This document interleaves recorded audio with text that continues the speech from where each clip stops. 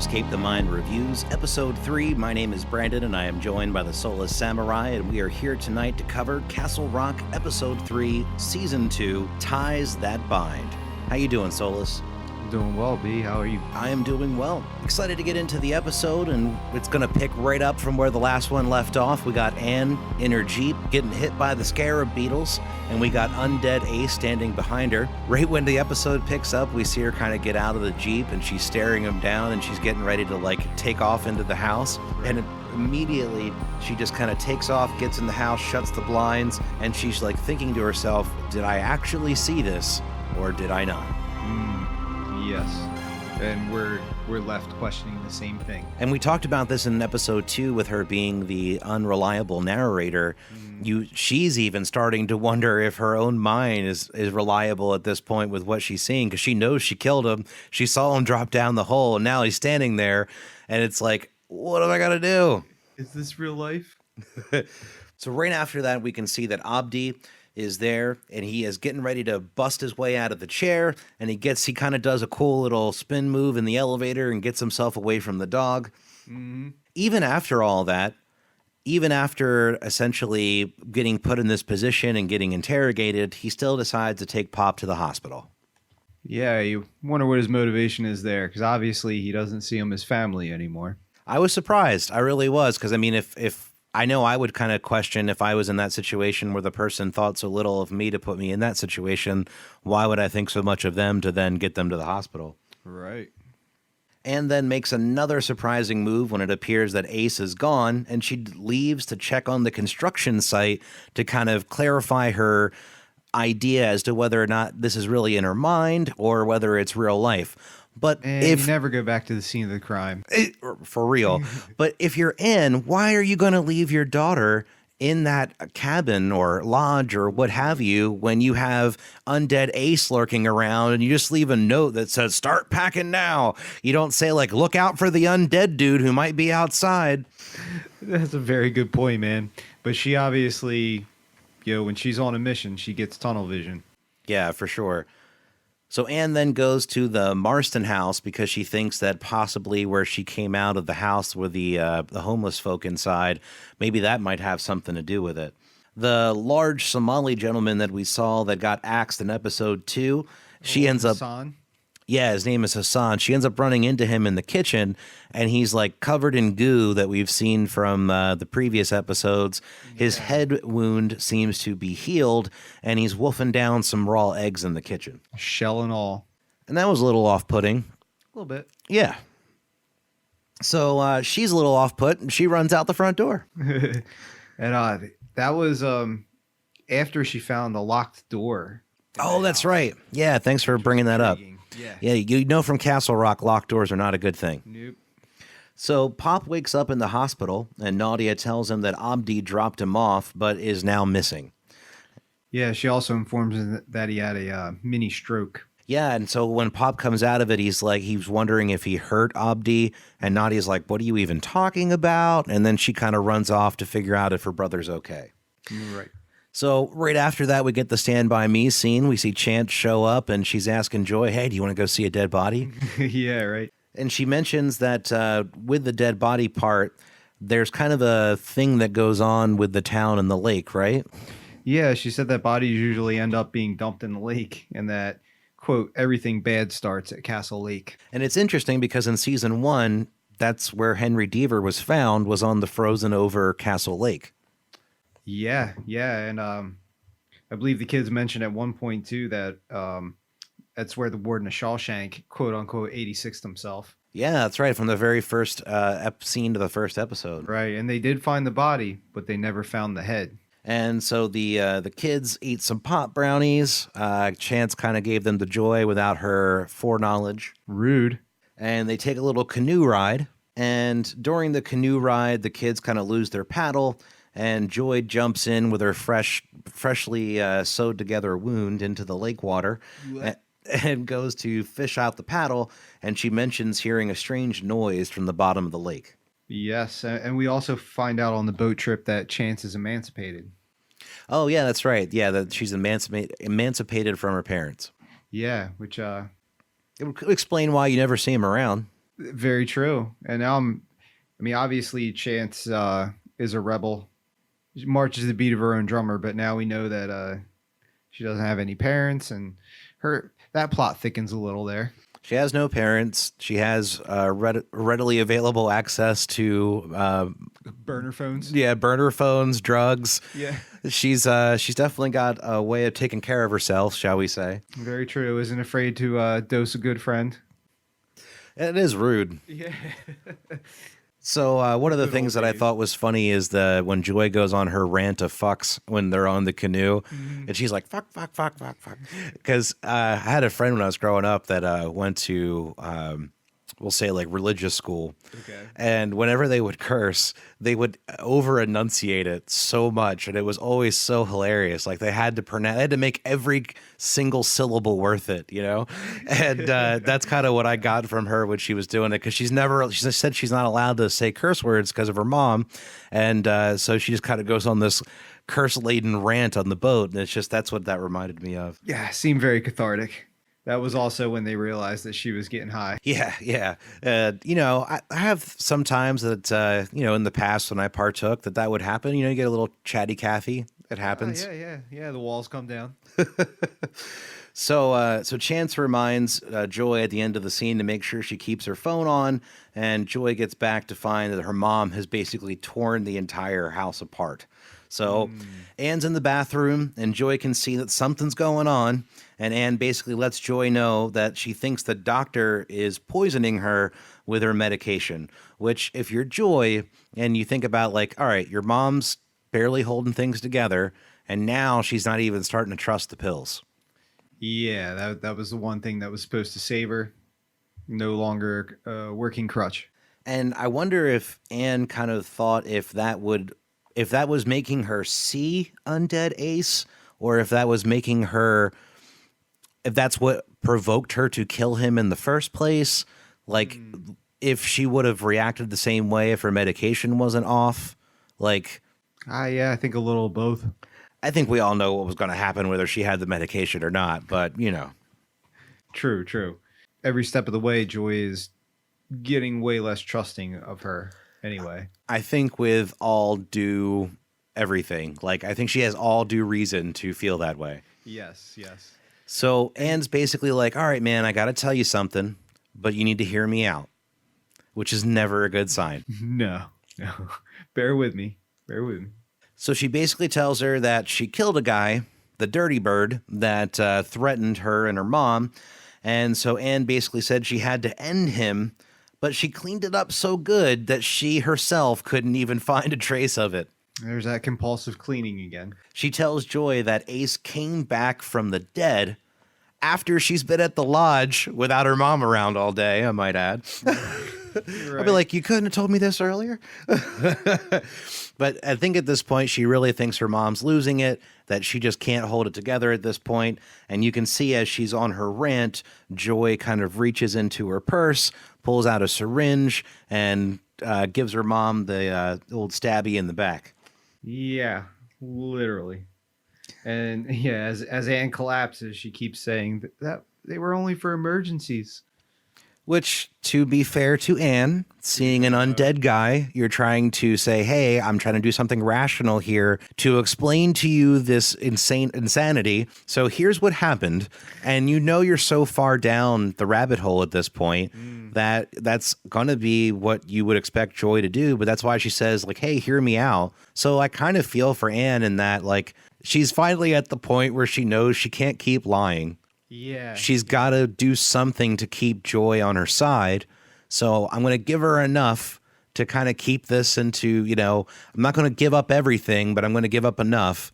And so I understand being in that position, like with trying to like hold things together between you and your kid that you don't want to have freak out on you, especially if you're not mentally sane. Like they're your only level of support.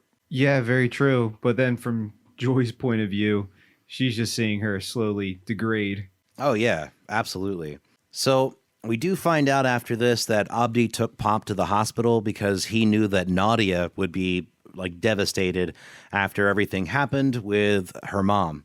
Yeah, that And was kind of a sweet conversation. Yeah, and we basically find out that they lost their mother at some point, and it definitely took a toll on Nadia. So Ace shows up at the hospital, finally, sees Pop at the hospital. Pop is there. And I think the conversation between the two of them, this is the first time, mind you, that Pop has seen Ace since he's been assumed dead. And the first thing he says to him is, "You piece of shit, where you been?" Literal first words out of his mouth. And it's like, wow, not like, "Oh my God, I'm so glad you're alive. I just, that's all I wanted. I know you did some terrible things. We'll figure it out." Nope. It's "You're a piece of shit. Where have you been?" Yeah.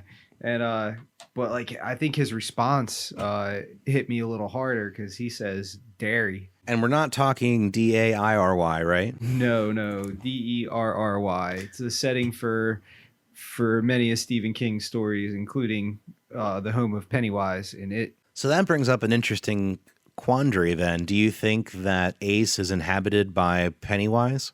I don't know. That's an interesting theory. And it also begs the question, like, did he visit Derry? Did death or the pit take him to Derry? Did the thing that inhabited him go to Derry? Yeah. Or come from there. I mean, in It, there was a pretty extensive like tunnel system or cave system. So if they're that close that Ace could visit it in that short a time, maybe he did it underground, or this evil thing that has possessed him came from there. Yeah, no, it's definitely a good point. When you brought that up, I was like, "Ooh, that's a new wrinkle." So not even vampires. Now we have demonic entities of chaos. Yeah. Things are getting spicy. And the conversation between the two of them, I wrote some more of it down just because it was so like not a conversation you would normally hear between two family members. "You're a mistake. You're a moron." Like, just not things you would hear normally between somebody that thought that their nephew was dead. Boy, Pop, I'm glad I came back. Yeah, right. So Ace is then the next part I thought was interesting is he's kind of like staring into the mirror, and like you can kind of see his eye twitching a little bit. It looked like he was like trying to get adjusted to his skin suit that he was wearing. Yeah. And the other thing about the conversation is that's the first time that anybody else has acknowledged Ace in this. That's true. So you know that it's not just in her head. Right. That Ace is really there, that he's back from the dead. So in the very next scene, you see Ace. He's ripping around town. He's drinking some wine. He's listening to opera music. Not something I would normally expect from a redneck, but hey, you know. He's classy. Yeah. So going through everything, he is pretty intentionally trying to get himself pulled over. Cop pulls him over. It's Parkman from Heroes. And it cuts away before you can really see anything that happens to the cop. But you can kind of infer not good things are going to happen. Yeah, Ace pulled over, gave him the finger out the window. Yeah, good things were in store for Mr. Policeman. That's right. So Anne wakes up tied to the bed misery style. Ooh, yes. And Joy makes her, basically tries to say, "Hey, this is the deal. We talked about this. When you had an emergency, I was going to stab you in the back. And then you were going to wake up tied to the bed. And then I was going to make you take your pills."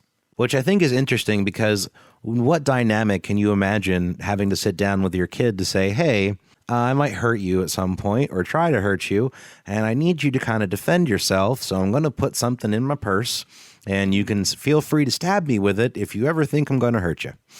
You've really got to trust your little love there, too. Yeah, but I mean, you clearly don't trust yourself if you're in that conversation. Wow, yeah, you're right. So while Anne is tied to the bed misery style, Joy starts to kind of do some more research on her phone and starts talking to Chance to find out that Ace is still alive.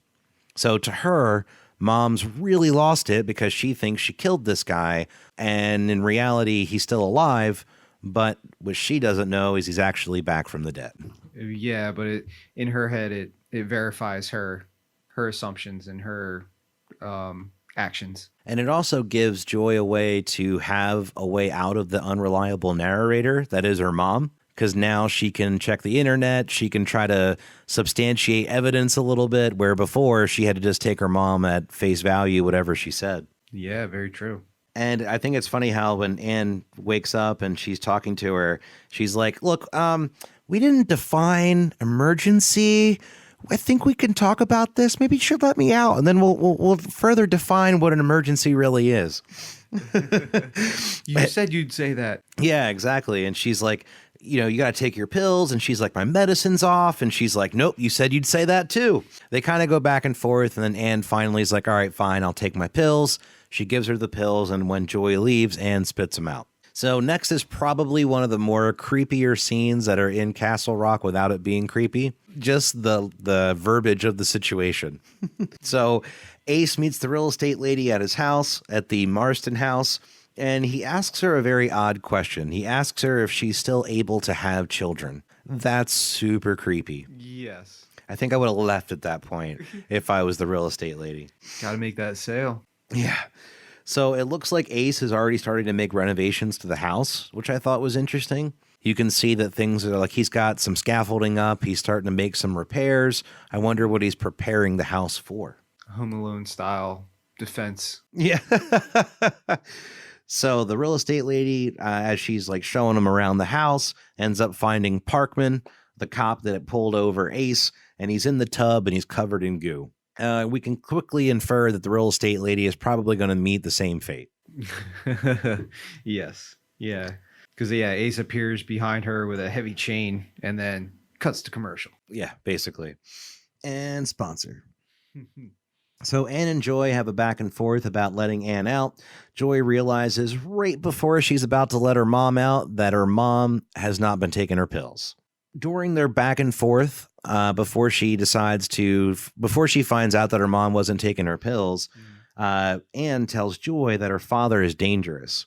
And Joy said to Anne that she actually told her that her father was a hero and that he died during the war.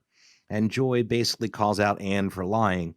And Anne doesn't deny that she was lying. She just said that she did it to protect her, which is why it's like a double whammy when she finds the pills because she's lying again. So how much of this are we going through now? Yes, definitely. And she even tells Joy at one point that her father didn't want her. Yeah, and she said that she's done bad things for Joy, and she will do even worse to protect her from bad people and monsters. So once Joy sees the dead mice under the bed and she realizes that she didn't take her pills, yet another lie, there's a knock at the door, which is the Dr. Nadia that Anne called earlier to let her know that she thought that she messed up the prescription because she was having hallucinations. I think that's one of the tougher moments of this particular episode is when you see Joy walk away, you see Anne take the glass, break it with her head under the pillow, and then she kind of mouths the broken pieces of glass to cut herself out of the binds. And just there's blood everywhere. She's super disheveled, but yet determined. She separates her shoulder. Yeah, that's what got me when she makes that turn and you just see it dislocate. Yeah, and it's like the drive and fervor that she gets taken over with to get through those situations. And she gets one hand free and she starts going for the other one. But during that time, Joy's at the door. She's talking to Nadia about the different things that happened. And she's basically saying, hey, my mom had a stomach issue, but she's better now. And Nadia's like, are you sure? Like, she called me. She said some stuff's going on. Like, she was trying to do her due diligence. I give her some props there. Yes. Yeah. Again, showing that she really cares. And so after all that happened, the doctor leaves. Joy goes back, sees that her mom's cut out one arm, is going for the other. And Anne kind of has a mini freak out when she is stopped from cutting herself out and takes the piece of glass and kind of lunges at Joy with it. Did she actually cut her? Yeah. Yeah. She cut her in the arm. And so you can tell immediately, like, her other personality takes over when she sees Joy because she's like, wait. Yeah. Then she's like trying to explain, like, that wasn't me. That was the other one. But how do you take that in that situation? You also see a switch flip in Joy, too, where she's like, oh, hell no. Yeah, that's she's true. She's done at that point. So Anne finally gets free. She goes running outside. It's pouring down rain. And who does she run into but creepy blood-faced dude from the first 2 episodes? And now he's slowly making his way towards her, which you can see Anne is now in such desperation to get away from this guy. And she trusts herself so little that she dives on the floor next to the dead mice and pulls her pills out that have been sitting on the floor, mouths chewed up and all, and starts down them floor meds. Yeah, and starts shoving them down her mouth. And just to get this guy to go away, because I think she knows now that this is not real. And she stands up, and you can just slowly hear him make his way towards her and really right up to her ear and just whispers to her, you know how this story ends. You're going to kill her. And that's how the episode ends. I love that foreshadowing. So I wonder, like, who is her?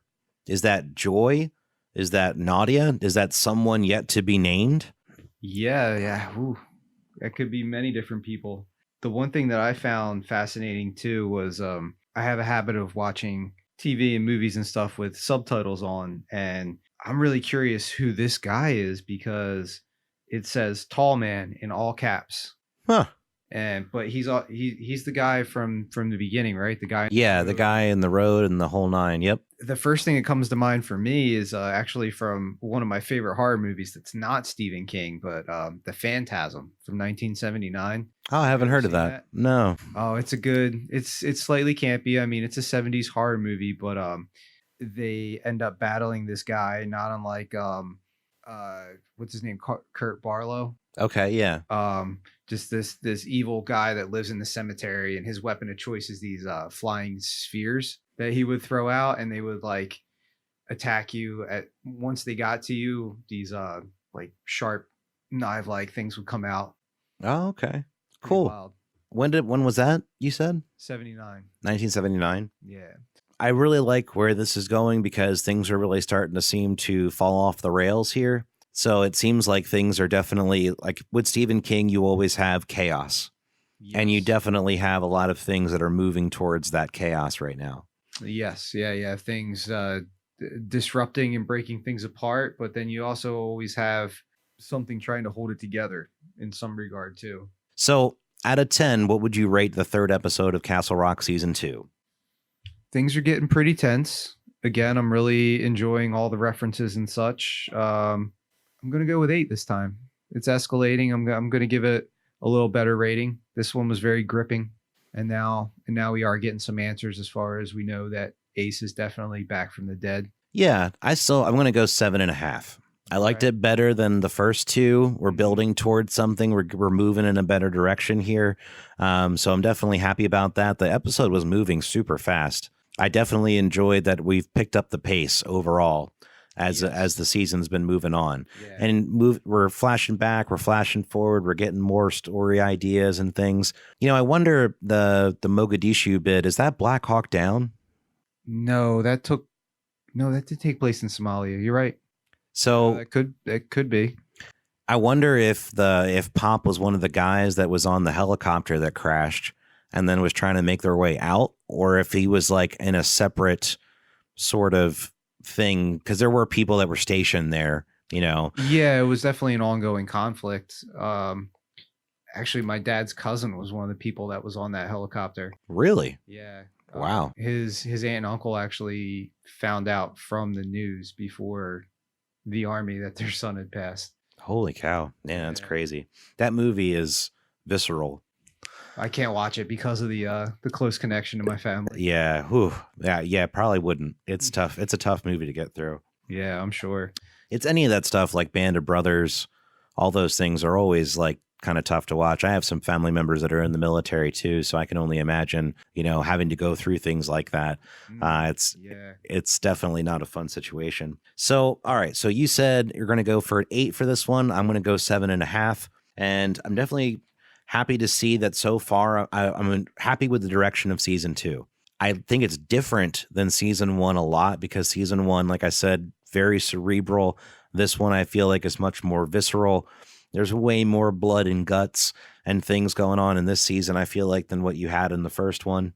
Definitely. And it's more just smash bam, more action than drama. The first one was a little more like drama oriented, played out a little slower. But I mean, there's things that this season incorporates of that element too. You know, there's the slow feeding of some of these details in amongst all the action too. It's Yeah, just overall really well done in my opinion. I've been happy with it so far, and I'm kind of surprised because I've seen the reviews online have been kind of mixed through the first 3 episodes of the season. Mm-hmm. So some people are saying that, like, most everybody's saying it's good. There's a lot of people who are saying that they wished it was better, but I'm not disappointed. I'm really not. I feel like up to this point, it's been about what I expected it to be, you know, and I think it's really hard when you have things that are episodic horror, especially when you're doing it in the American Horror Story kind of realm of where you're changing it up every season and you're not really carrying over a congruent story from one side to the next. Like, there's an art in being able to have a beginning, middle, and end.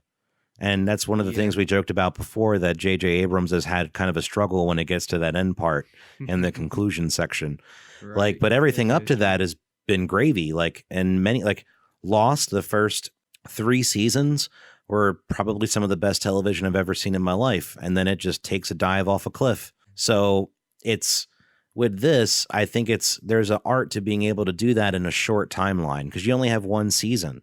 Where with other things, you can bring that out over seasons and seasons and seasons. But yet, to take that, have different storylines over multiple seasons and intertwine reoccurring characters and stuff, that's hard to do, man. I think like that's a definite art to that. Yeah, very true. It's something that Stephen King does pretty well too, and he has created a universe that allows that. So I appreciate the job that they are doing with the universe, and like they have a lot to work with and they seem to be using it all. Like I keep talking about these references and stuff. I mean, the source material that this calls from, and keep in mind you have a huge Stephen King fan base out there.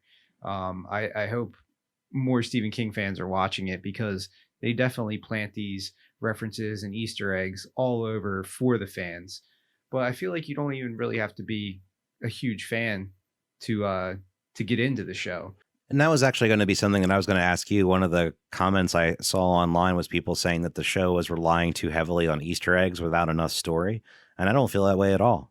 No. I mean, there's so much in that universe. I mean, to explain some of these things would probably take forever. And I like the fact that they're giving you those familiar things while giving you a new story. Yeah, because then you don't have to know the original material, but it's cool if you do because it gives you those nods to it. Yeah. And I like the more that I find out about it, the more it adds to the mystery of what could be the upcoming, you know, events to unfold yet in the show. Right. Yeah. I mean, some of the things that it draws from the Dark Tower pretty heavily, just in the main concept of the universe and all, and in that same vein, Insomnia. But it's pulling direct stuff like the Mellow Tiger from Needful Things, The Stand, and even the Talisman a little bit with the worlds blurring and such. And dude, there was that awful Dark Tower movie that they tried to do, which they had this whole universe to play with, and it's just destroyed it. So I'm glad that they're not. I don't feel that they're doing too much, and they're giving us something new. I appreciate it. Yeah. I've definitely enjoyed it so far. I feel that even not with being more of a Stephen King novice to where you know much more and read much more of it than I have, I feel like not knowing those things hasn't deterred me from liking the show at all. Awesome. Yeah, where I feel like if it did truly rely heavily on those Easter eggs, I feel like I would just be lost. Like I wouldn't know what was going on, you know? I like too that it's getting people involved in this universe and this fandom, like you and I are talking about it now, and it inspired my girlfriend to read Misery. She's also read some other Stephen King stuff, including some of the Dark Tower. But yeah, I love talking about this stuff and seeing it too. And another huge thing with the references is the opening credits. Have you caught much of that? I think it's new this season, but it's the same every episode. Like they have a chapter page from Salem's Lot. They have actual text from Misery. They have a rip page from Dolores Claiborne. Are you familiar with that movie or book at all? Not off the top of my head, no. It's one that even if you read the premise. Doesn't sound like it's going to be good, but is a really good book. And there's a shot of the words Misery's Return, which is a book within the book Misery, written by Paul Sheldon. The guy she ties up to the bed. Yeah, the romance novelist. And you do see that Annie likes the romance novels. When she's in the hospital, she pulls up one of the romance novels that she's kind of trying to go through before she takes her medication while she's waiting on Joy to get stitched up. Ah, yeah. And then Joy is reading to her when she's tied down in the bed. Yeah. It seemed like a romance novel. And then as all this stuff is scrolling through in the opening credits, there's a blueprint of Shawshank, which is awesome. Do you think they're going to get Tim Robbins back in the prison at some point before the end of the season? Ooh, I don't know. That's another thing that's crazy is all these things are so close. Anything's possible. I wouldn't be surprised if they got him back in there for some reason before the end of the season. Might feel a little cheap. I don't know. No, don't J.J. Abrams it. Or, yeah, don't Game of Thrones it. Oh. So, I feel like it's been comparing well to the first season, but just in a wholly different way. Like it's horror, but a different type of horror, which I like. And I think that's kind of what they talked about delivering in the trailers and everything, and all the hype that I heard leading up to this was hey, this is going to be much more of an actual horror show than the first time around. It's awesome. I like it. Well, I want to thank everybody for tuning in to Escape the Mind Reviews. My name is Brandon, and I am joined again by the Soulless Samurai. Make sure you crush that like button. Make sure you subscribe. Make sure you tune in again. We have another podcast called Beyond Explanation, where we talk about things of that ilk. And we have an episode coming up soon where we're going to be talking about Dyatlov Pass. So if that's something that interests you, definitely let us know. It's pretty interesting. 10 hikers, super duper experienced, super duper awesome at everything that they did by all intents and purposes, and they ended up taking a trip to get a certification that they didn't come back from. One guy did, but the rest did not. They weren't good enough. They didn't measure up in the end. And it's still an unsolved mystery to this day. Yeah, so we're going to tackle on telling everybody about that story the next time around. Maybe give a few inferences as to what we think maybe it happened.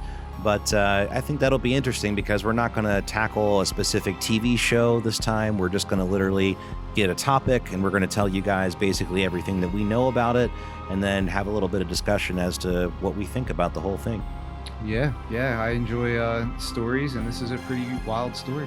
Yeah, definitely. So thank you, everybody, for tuning in. We do very much appreciate it. Have a wonderful rest of your night. Take it easy. Good night.